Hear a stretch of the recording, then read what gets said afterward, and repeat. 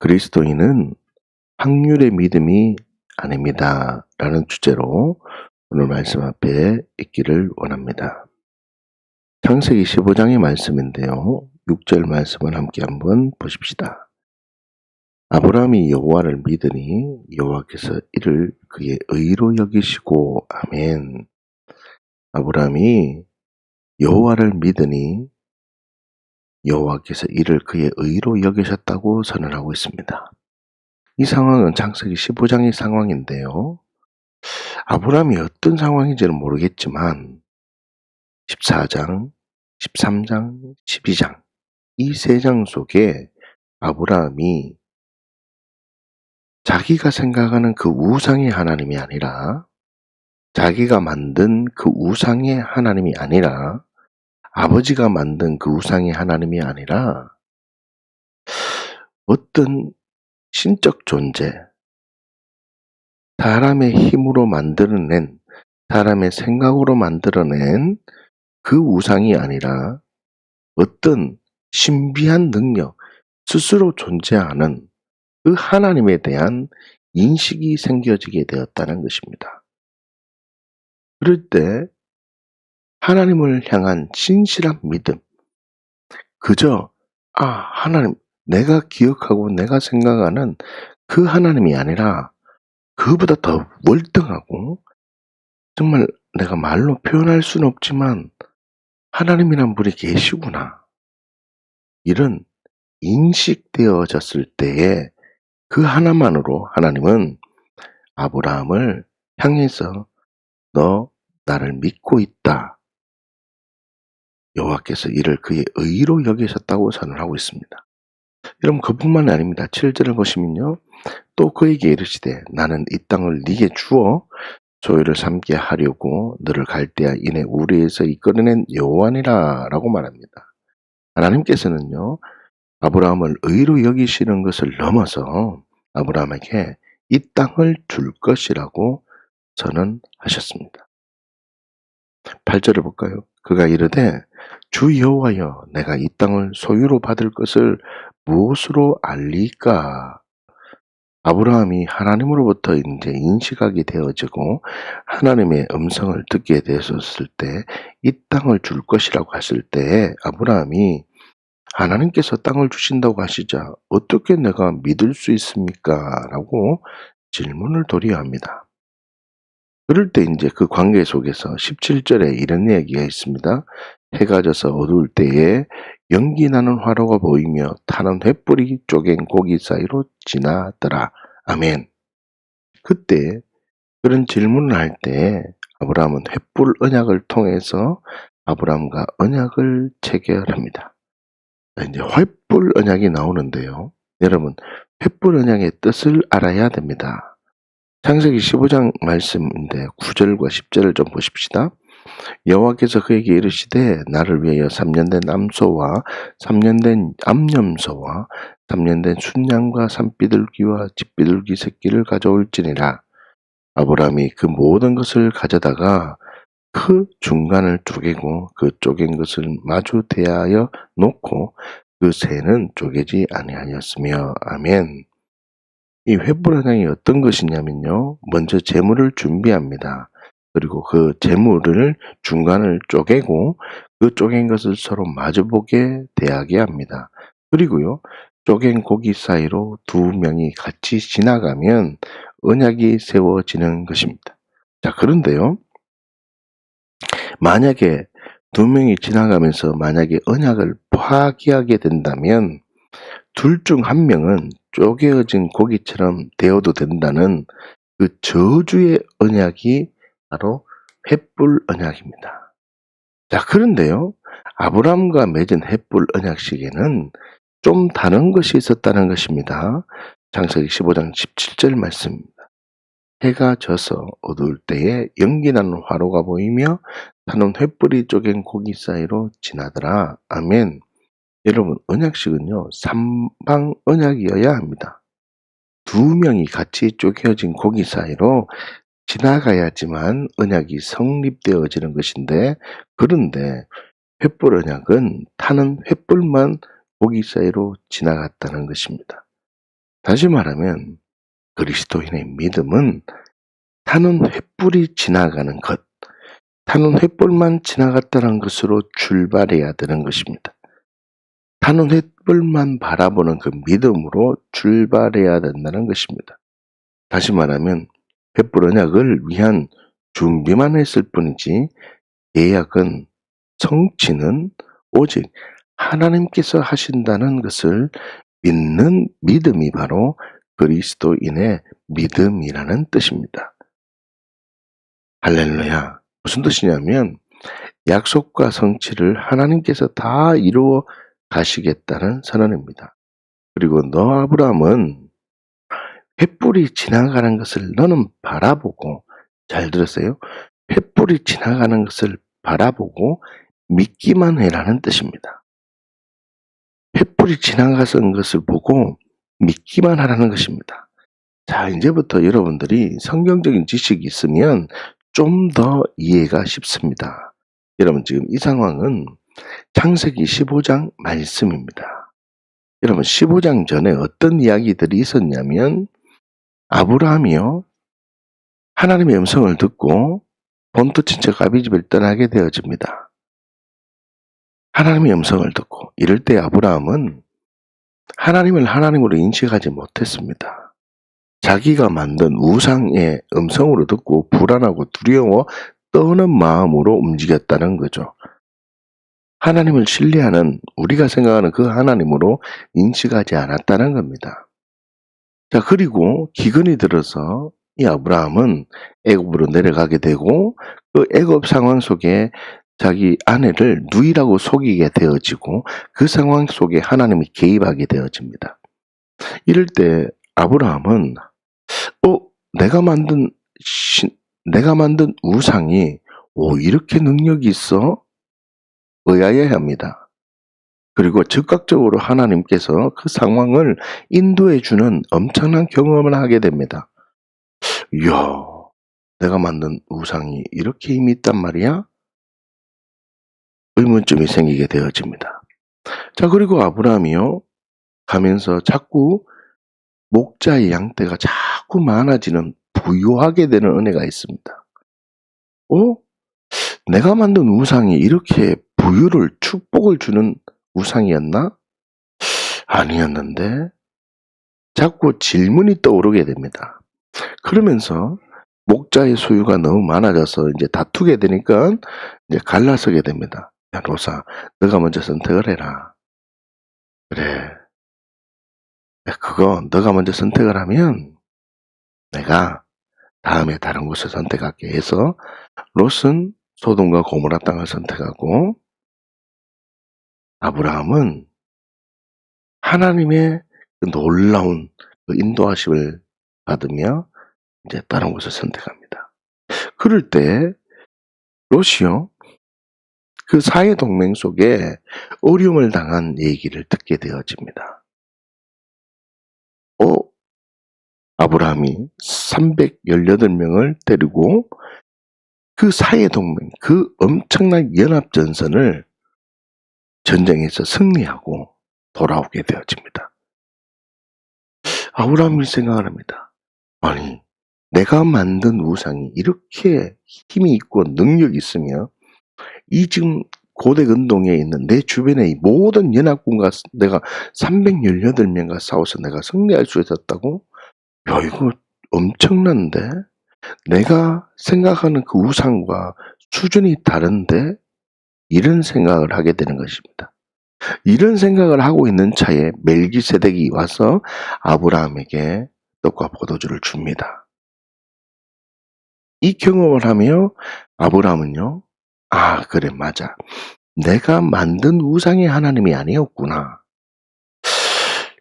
하나님이란 분, 내가 표현할 수는 없는데 어떤 하나님이란 분이 계시구나라는 인식을 하게 되어집니다. 그리고 아브라함에게 말을 하죠.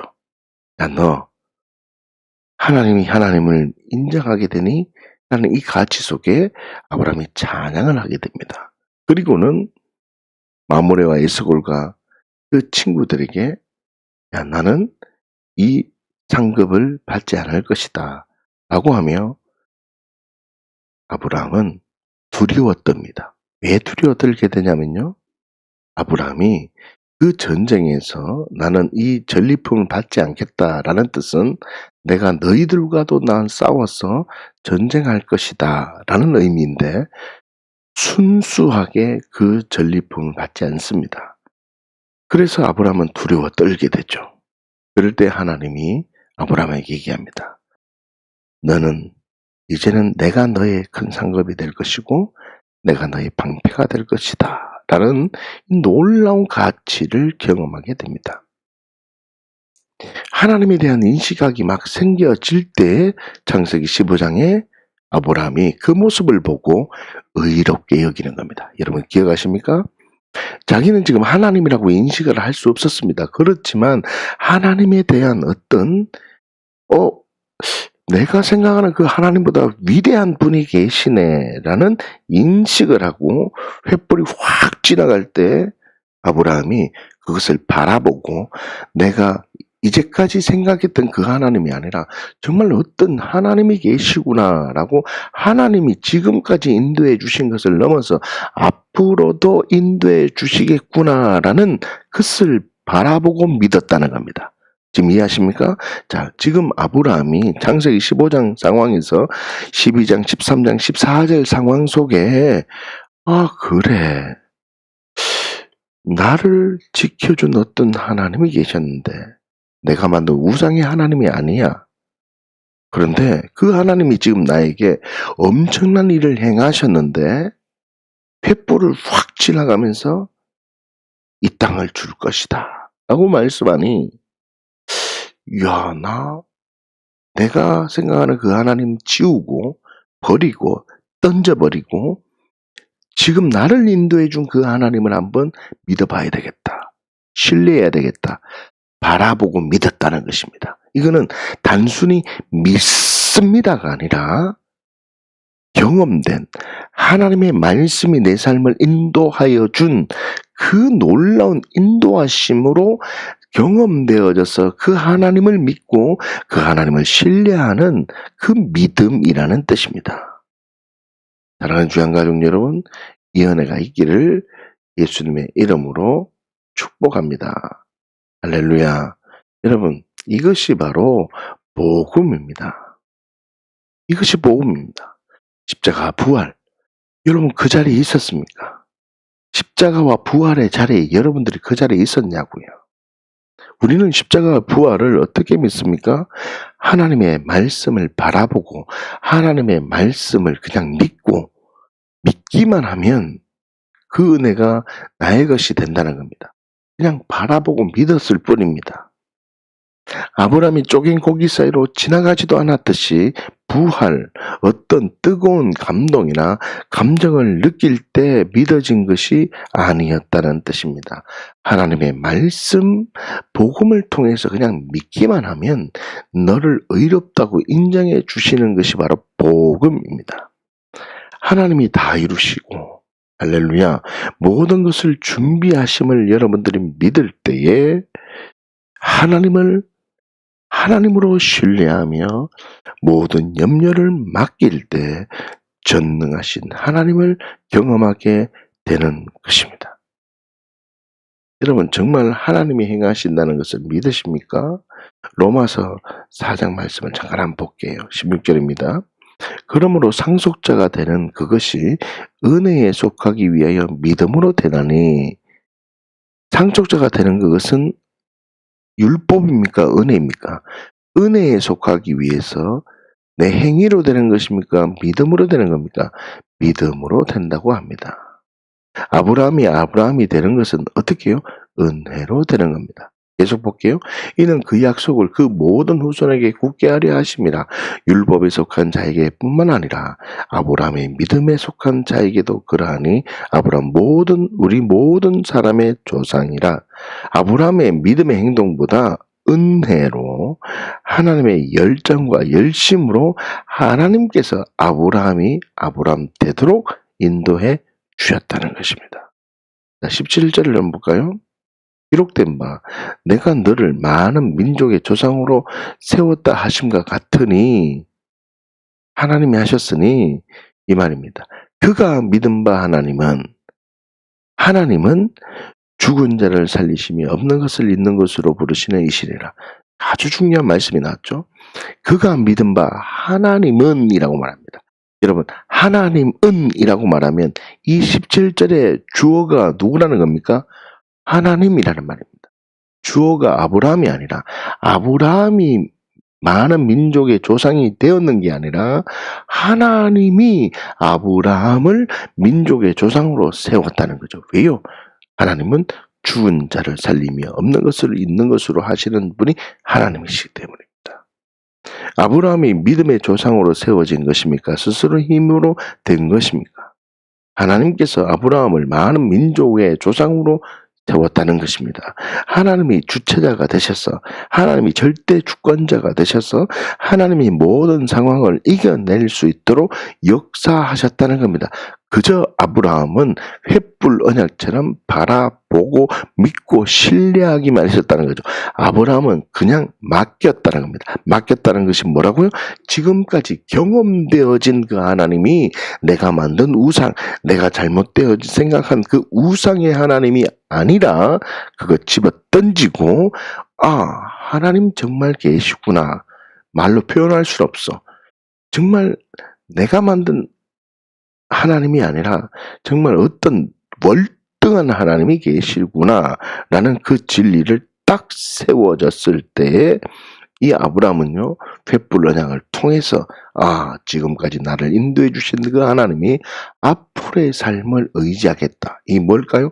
하나님께서 아브라함을 지금까지 인도해 주신 것, 말씀이 내 삶이 되고 말씀의 인도함을 받고 말씀의 순조함을 받았을 때 하나님께서 부어주시는 그 사랑을 경험한 그 사랑으로, 말씀에 순종할 때 부어주는 그 사랑으로 하나님을 신뢰하며 하나님을 의지하며 맡겼을 때에 하나님의 인도하심을 받았다는 것입니다.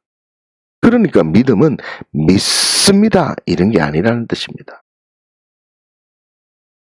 18절입니다. 아브라함이 바랄 수 없는 중에 바라고 믿었다고요. 사랑하는 주양가족 여러분, 여러분들의 삶에 바랄 수 없는 중에 바라고 믿는 이 믿음의 진리가 세워지기를 예수님으로 축복합니다. 참으로 안타까운 것은요, 많은 사람들이 바랄 수 없는 중에 바라고 믿는 것을 그냥 나로부터 출발된 믿습니다로 할 뿐이지 말씀이 내 삶을 인도하는 이 흐름으로 믿어지는 은혜가 없다는 뜻입니다. 지금 제가 선포하는 내용의 핵심이 이겁니다. 바랄 수 없는 중에 바라고 믿는다는 말은 믿습니다가 아니라 뭐라는 겁니까? 말씀이 내 삶을 인도하여지는 이 흐름이 있어서 이 말씀이 내일 또 이 말씀의 능력이 정말 푸른 마르고 꽃은 시들고 없어질지라도 영원히 변하지 않는 그 말씀의 능력이 나를 인도해 주실 거라는 그 믿음, 바랄 수 없는 중에 바라고 믿는 믿음입니다. 할렐루야. 아브라함은요, 바랄 수 없는 중에 바라고 믿었습니다. 어느 순간 전능하신 하나님이 나의 아버지임을 믿게 되었다는 뜻입니다. 그 결과로 아버지로 인식할 때 바랄 수 없는 중에 바라는 그 믿음의 삶을 살아갔다는 겁니다. 여러분 지금 로마서 말씀을 보고 있는데 계속해서 아브라함은요, 아버지로 인식해서 모든 염려하는 삶, 하나님을 바라는 삶으로 반응함으로 모든 것을 이루었다라고 선언합니다. 지금 우리가 18절까지 봤는데요. 18절까지 바랄 수 없는 중에 바라고 믿었다고 아브라함이 얘기하자 19절 보십시오. 그가 100세나 되어 자기 몸이 죽은 것을 갖고 사라의 태가 죽은 것 같음을 알고도 믿음이 연약해지지 않았다고. 왜요? 바랄 수 없는 중에 바라고 믿었기 때문입니다. 그냥 내가 믿습니다가 아니죠. 어떻게 해요? 믿습니다가 아니라 말씀이 내 삶을 인도해 주신 그 하나님이 있다고요. 내가 생각하는 그 하나님이 아니라 그보다 더 뛰어난 하나님. 여러분, 내가 생각하는 그 하나님보다 더 뛰어난 하나님을 인식하셔야 됩니다. 아이고, 내가 이 상황에서 더 좋은 일이 있겠나. 여러분, 그런 생각 버리십시오. 하나님은 여러분들에게 풍성한 열매가 항상 있는 복을 주기를 원합니다. 풍성한 열매가 항상 있는 복을 주시기를 원합니다. 뭐 되겠나? 그런 생각하지 마십시오. 20절입니다. 믿음이 없어 하나님의 약속을 의심하지 않고 믿음으로 견고하게 여겨서 하나님께 영광을 돌리며 약속하신 그것을 또한 능히 이루실 줄을 확신하였으니, 바랄 수 없는 중에 바라고 믿었기 때문에 약속하신 그것을 능히 이루실 줄 확신했다는 것입니다. 모든 것을 누렸다는 겁니다. 하나님께서 인도하여 주시는 말씀이 내 삶을 인도하는 이 여름. 여러분, 지금 제가 이렇게 말씀을 하는 이유는 여러분들이 개인적으로 말씀을 읽고 이 말씀이 이루어질 것을 기대해야 됩니다. 이 여름이 있을 때에 하나님의 크신 은혜가 여러분들의 삶을 덮습니다. 그리고 그 말씀이 내 삶을 인도하는 이 흐름이 있다는 것은 아버지 일이 나의 일임을 고백하는 흐름입니다. 그리고 목사가 기도하고 성도가 같이 기도하고 중보하며 나아갈 때 하나님께서는 성령의 기름 부으심 가운데 하나님의 크고도 놀라운 일들이 경험되어지는 것입니다. 할렐루야. 그렇다면 바랄 수 없는 중에 믿는다는 말이 무엇입니까? 은혜로 살아간다는 뜻입니다. 지금까지 살아온 것 주의 크신 은혜라. 지금까지 살아온 것이 내 기도리여 내 어떤 헌신력이 아니라 하나님이 나를 인도해 주셨다는 겁니다. 다시요. 하나님은 언제나 옳다는 진리가 아브라함에게 계속 설득되어졌습니다. 아브라함이 계속 설득되어졌습니다. 애굽에 내려가서도 하나님이 설득하시고, 롯과 헤어지는 그 상황에도 너 선택권을 내려놓으면 하나님께서 더 큰 은혜를 준다는 걸 알려주고 선택했을 때 하나님 언제나 옳다는 진리로 있을 때 풀어지는 은혜를 알려주셨습니다. 318명으로 모든 그 지역의 강국을 전쟁에서 승리한 그 진리를 알려주셨다는 것입니다. 아브라함은 하나님의 설득으로 하나님만 언제나 옳다는 진리로 순종했으며 그 순종에 하나님의 사랑이 부어져서 하나님의 사랑으로 살아가는 삶이 바로 은혜로 살아가는 삶입니다. 은혜.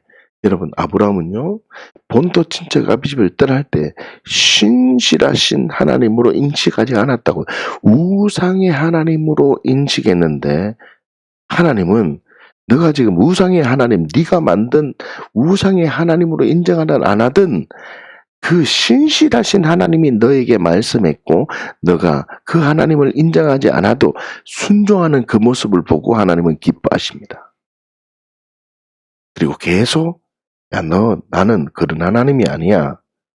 네가 만든 수준 따위의 하나님이 아니야. 나는 전능한 하나님이야. 이걸 가르칩니다. 그러니까 우리 삶 속에 어려운 일이 생기는 건 무엇입니까? 훈련 상황으로 만드는 게 무엇입니까?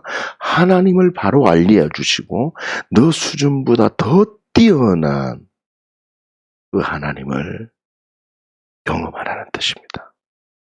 이 은혜가 있기를 예수님으로 축복합니다. 사랑하는 주양 가족 여러분, 말씀이 내 삶을 인도하는 이 흐름이 있을 때 성령의 강력한 은혜와 기름 부으심이 넘쳐나게 됨을 기억하십시오. 자, 무슨 뜻입니까? 여러분, 이 그림이 너무나 중요한 얘기입니다. 이 그림이 너무나 귀한 그림입니다.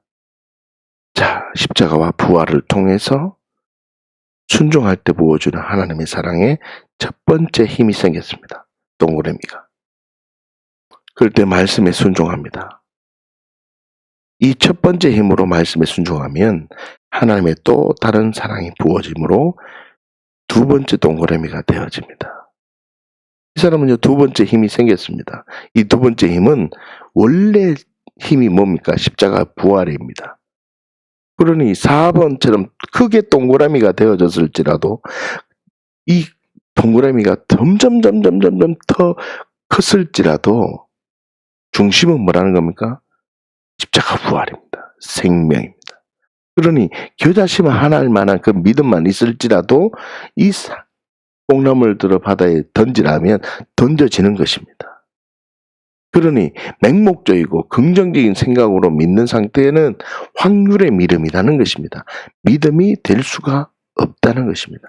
그러나 영생적 관계로 말씀에 순종할 때 보여주시는 하나님의 사랑, 말씀이 내 삶을 인도하는 그 사랑으로 경험되어지면 훈련 상황일 때 하나님께서 베푸신 은혜를 통해서 하나님을 인식하게 되고, 하나님을 인식하고 바라보며 순종하면 또 다른 하나님의 은혜를 경험하게 됩니다. 또 다른 하나님의 사랑 은혜가 뭡니까? 1번에로 동그라미가 있었는데 어떻게 해요?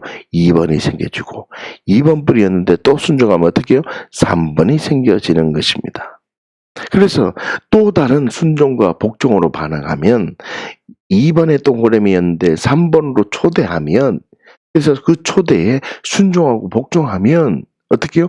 더 큰 사랑이 2번이 3번으로, 3번이 4번으로 더 큰 사랑으로 경험되어져서 그 사랑으로 살아가면서 하나님을 기대하는 겁니다. 바랄 수 없는 중에 바라고 믿는 삶. 뭐라고요? 모든 염려를 맡기고 다시요, 수고하고 무거운 짐을 내려놓는 삶이 되어지는 겁니다. 아이고 되겠지, 아닙니다. 그런 믿음은 예수님의 믿음이 아닙니다. 내가 기도하니까 되더라, 그런 믿음은 예수의 믿음이 아닙니다. 나로부터 출발된 믿음은 예수님의 믿음이 아닙니다. 오늘 하루 바랄 수 없는 중에 바라고 믿는 삶을 살 수 있도록 하나님께서 믿음을 주심을 바라보고 풍성한 열매가 항상 있는 이 놀라운 복을 누리시는 말씀이 내 삶을 인도함으로, 말씀이 내 삶이 되고 말씀의 인도하심을 받음으로 내 삶의 풍성한 열매가 항상 있는 증인의 삶이 되시기를 예수님의 이름으로 축복합니다.